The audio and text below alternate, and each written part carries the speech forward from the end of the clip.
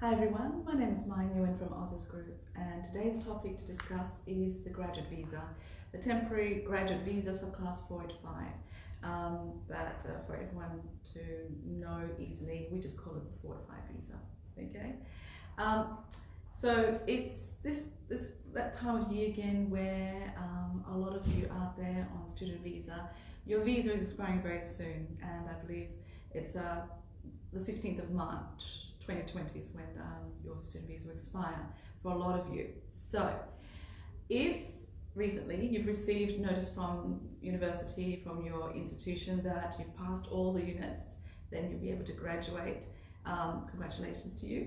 So you'll be eligible to apply for the graduate visa, depending on what course that you study at either at the vocational education sector or at the higher education sector. Now the higher education sector, that's mainly you guys who are studying bachelor's, master's, PhD, you will definitely qualify to apply for graduate visa.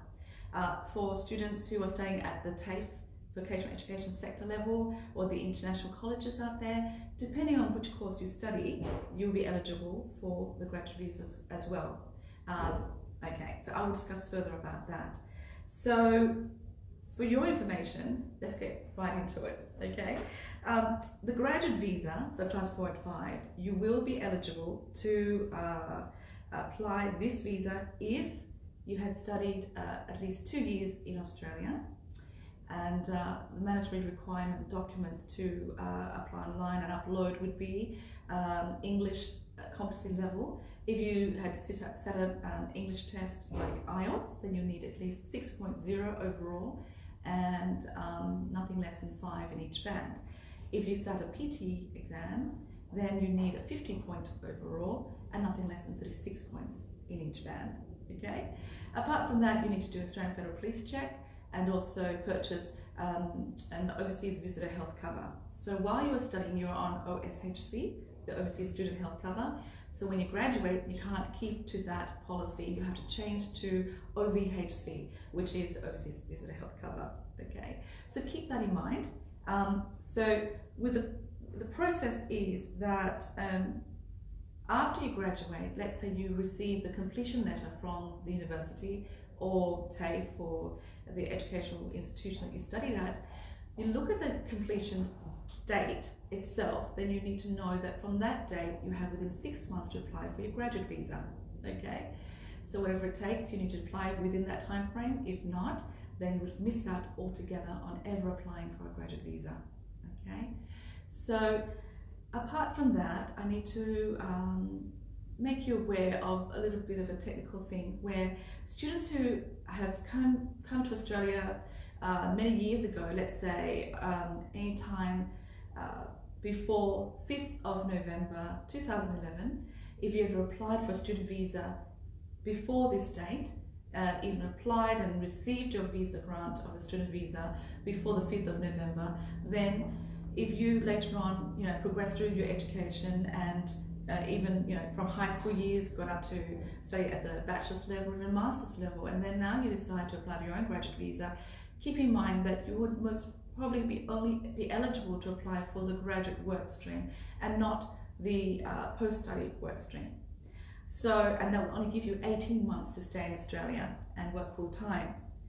So, touching on this, then I will explain to you further that for graduate, temporary graduate visa subclass 485, there are 2 streams. There's the graduate work stream and the post-study work stream.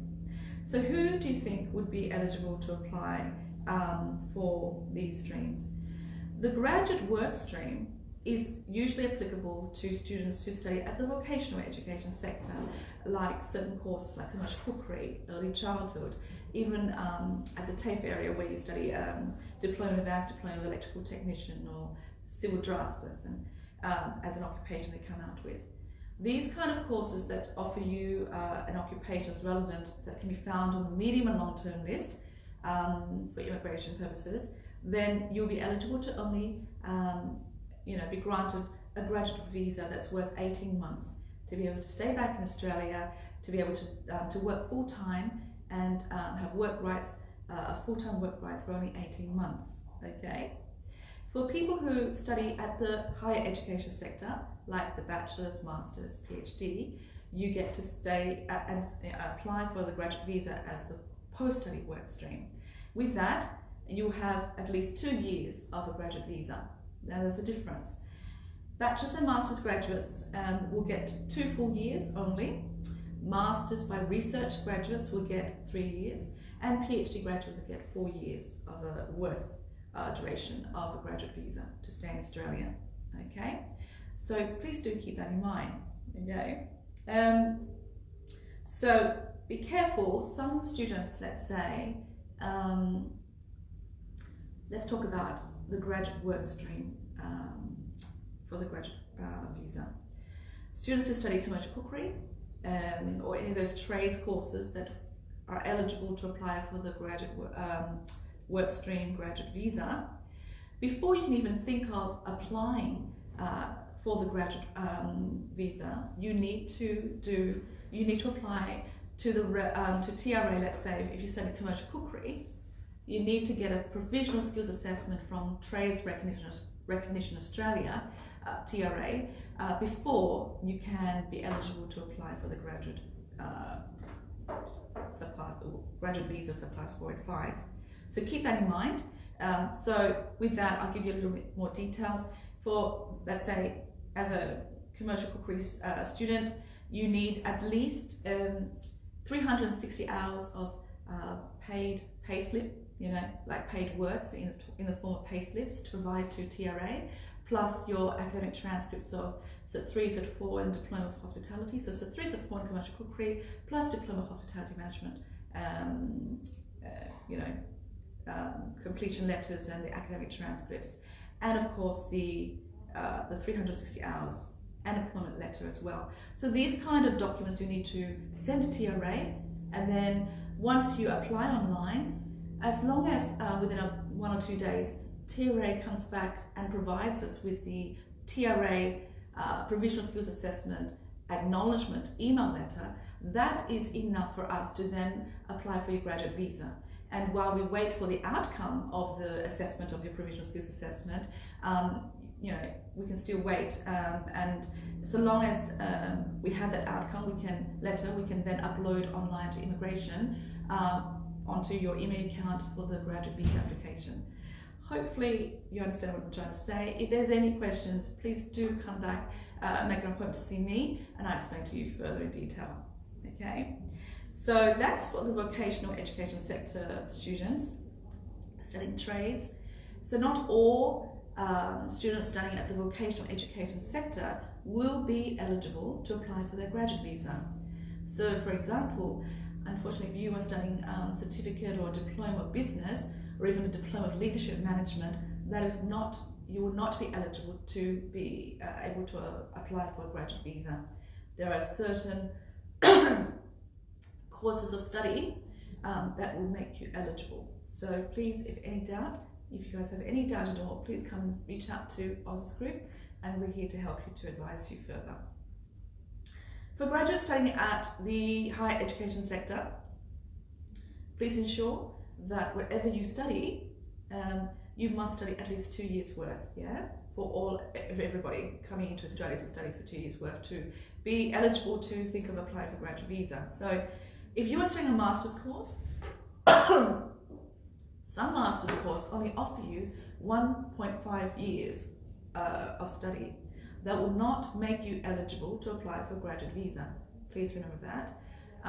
So if you realise that this is the case, that you have a CUE that's worth only 1.5 years, you can still reach out to us. We can still help you to, let's say, go back to the university, advise you that maybe you should study another course that's, to drag it out for another a few more units take on, so that you could revise a CUE so you gain more, the duration is longer to make up for the 2 years, so another 6 months that you've lost, so that you'll be eligible to apply for 4-5 visa. Okay, so that, please book an appointment to see one of our education consultants at Aussizz Group. They're very willing to help you with that in that regard.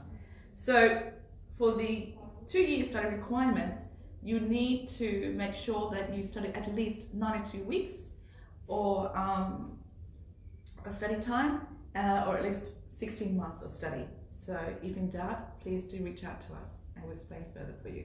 Okay? Now, remember that the graduate visa is provided or granted to you once in a lifetime of an international student in Australia. So what I'm trying to say is do not squander the opportunity. You need to think of this more in depth and realize whether you, if you're running out of time for whatever reason, or if you have the intention that you want to find a pathway for PR in Australia, then you need to be aware that there's only once in a lifetime chance of getting a graduate visa. You can't extend it or apply for another one. Okay. Now let's talk about the duration of the graduate visa as such. As you may know, normally once you're granted the graduate visa, it's either 2 years. Normally, all these years. With the recent changes in legislation, immigration, with the new policies come out, WA is a regional area now. So with that, you'll be eligible to extend your graduate visa for 1 more year. Okay, so that's something that you need to be aware of, because WA itself is a regional area, so you're eligible after you've been granted the standard 2 years of a graduate visa. Then once you're nearing to the 2 years, you were able to extend an extra year to stay in Australia. Okay, and also for those students, let's say, who studied in a more regional designated area, like let's say we're in Perth, and those students who study at Curtin University or ECU, but the campus is in Bunbury, that's a more regional area outside of the metro area, they will get an extra 2 years. So 2 plus 2 is 4 years altogether they would essentially get. Whereas the normal graduates coming out who studied in the Perth metro area, will be getting 3 years all up. Okay? So I want to get back to the whole idea, or the rule that you only get one chance of receiving your graduate visa in a lifetime as an international student in Australia. So let's talk about the first example in a situation like a student studying at the vocational education sector, let's say, as a commercial cookery student. So you all know that you need to study Certificate 3 and 4 in commercial cookery and Diploma of Hospitality Management, and then after that you will be eligible to apply for your graduate visa. Now let's say at the time that you've just completed your Diploma of Hospitality Management, and you've been trying to get, that you need for IELTS 6.0 overall and nothing less than 5 in each band, or PTE, you need to achieve at least 50 points overall and nothing less than 36 in each band. And you've been trying to reach that stage, where you get the right score for English competency, but somehow you always seem to be missing 0.5 of a mark or score, and so instead of getting 6 overall, you always tend to end up with only 5.5. And let's say your student visa is expiring very soon, you do not think that you would be at any time able to get the right score needed to provide the required score of 6.0 for IELTS, let's say. So you will not meet the eligibility criteria to apply for your graduate visa. So what to do? In this situation, I welcome you to come back to see us at Aussizz Group, if you're not a client of ours already, and speak to our education consultant here. We will be able to advise you that instead of stressing out too much and thinking, this is it for me, I can't do anything, so I'll probably have to pack up and leave and go home and I won't be eligible for a graduate visa.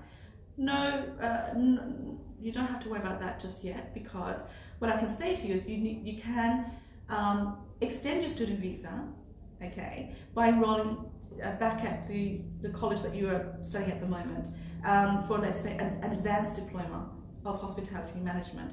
And that's still relevant, it's just an extra leg up from the diploma. So you're meeting all the eligibility criteria, you're not breaching any visa condition of going down your AQF level. So with that, they'll give you another 6 months time, okay, to study, to extend your student visa, to have more time in Australia, to work upon, improving upon your English skills so that you can get potentially the 6.0 that you need Once you have this, the certificate of IELTS that you've achieved 6.0 at any time, even while you're studying the Advanced Diploma Hospitality Management course, you can stop there and we can still lodge the graduate visa while you're studying because you still hold a substantive visa, the student visa, that's been given, extended for you for another 6 months.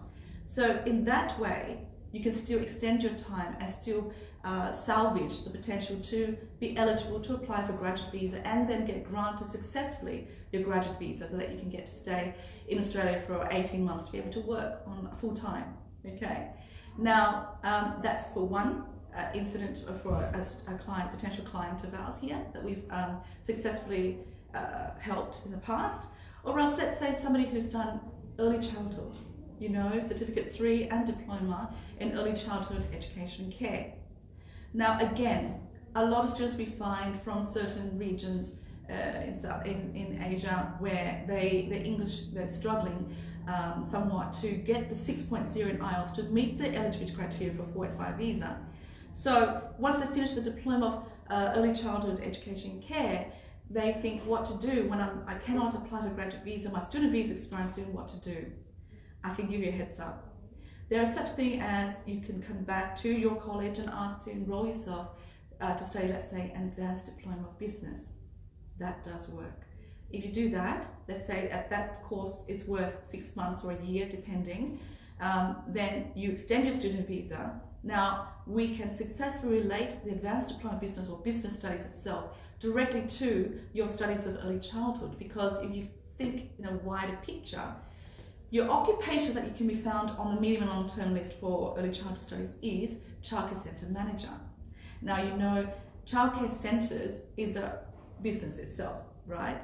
So you can easily provide in the GTE later on for your student visa if you want to extend your student visa, and also it can be easily accepted that it's easily relevant to the normal courses that you studied already, which is the early childhood, because you need to know how to run a business, okay? And childcare centre is a business itself. So in this way, you'll still be saved in terms of if you run out of time, you're not ready to apply for your graduate visa, you need to buy more time, you can always extend your student visa to study another course like Advanced Diploma of Business, and that will still give you a chance to later on apply for a graduate visa, okay?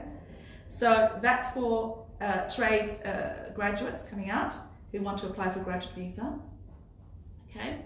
So, and also for graduates who are coming out from the university, studying bachelor's or master's or PhD. Now, you know that, again, you only get once in a lifetime of a graduate visa.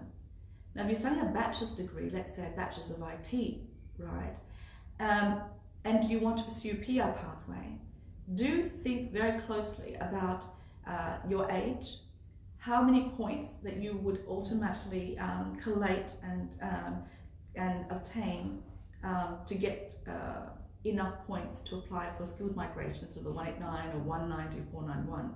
You know, with the independent skilled visas like 189, the person with the highest point in ERA will get invited early. You know that, right? So if students who come out with a bachelor's degree under their belt, but they're so young, if you are 22, 23 years old, you will miss out on 5 points for being too young, because you need to know that from 25 years to 32 years, you'll get the maximum number of points for your age, which will be 30 points. Now, if you're under that, then you only get 25 points. So in these kind of situations, I do recommend that you consider whether you need to further your studies, like do a master's course, like if you did a bachelor's of IT, then if you can afford to, stay back at university and progress up the equivalent and study a master's course, like a master's of IT or something like that.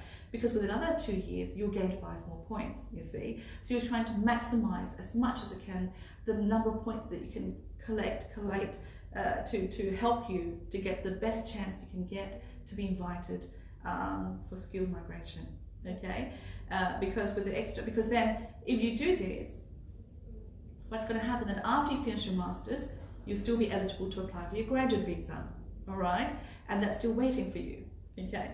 Now, what if you don't do this and you take the risk, or you just, you can't afford it? Well, then you need to know the situation that you're in. let's say you, after your bachelor's degree, you apply for the graduate visa immediately. You will be granted the graduate visa successfully, usually, if you do everything right. But then, what happens then?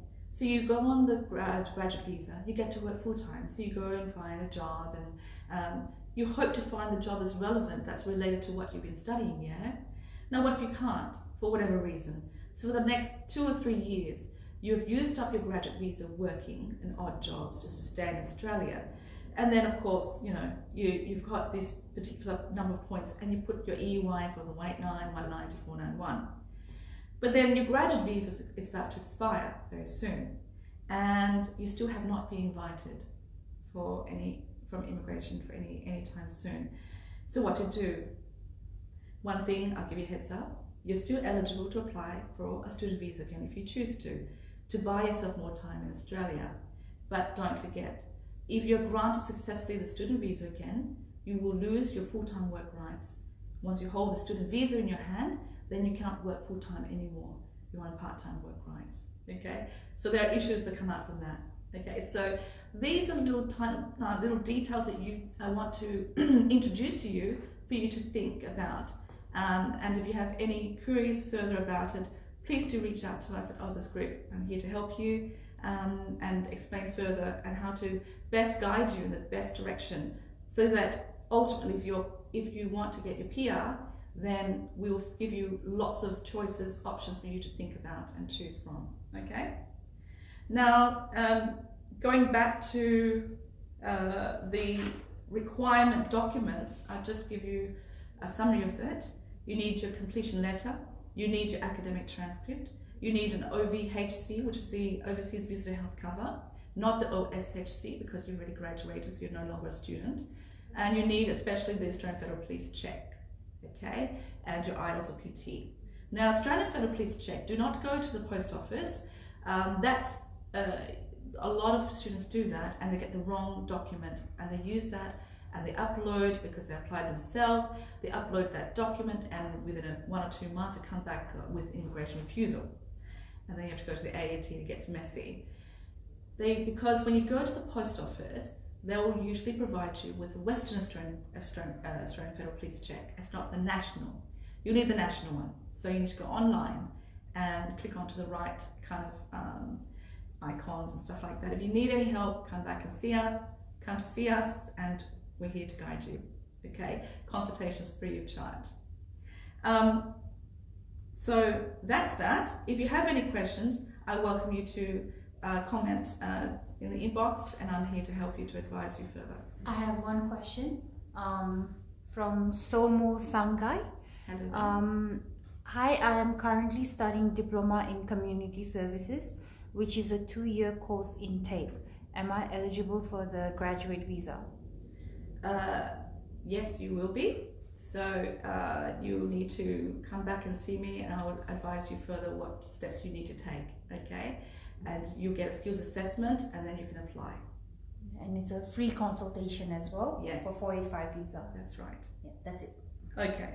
Before I go, I want to talk to you about this new dilemma that's happening within our community in terms of people who have applied to TRA for their job ready program for any of those trades like commercial cookery, like to become a chef or a carpenter or any other kind of trades through TRA.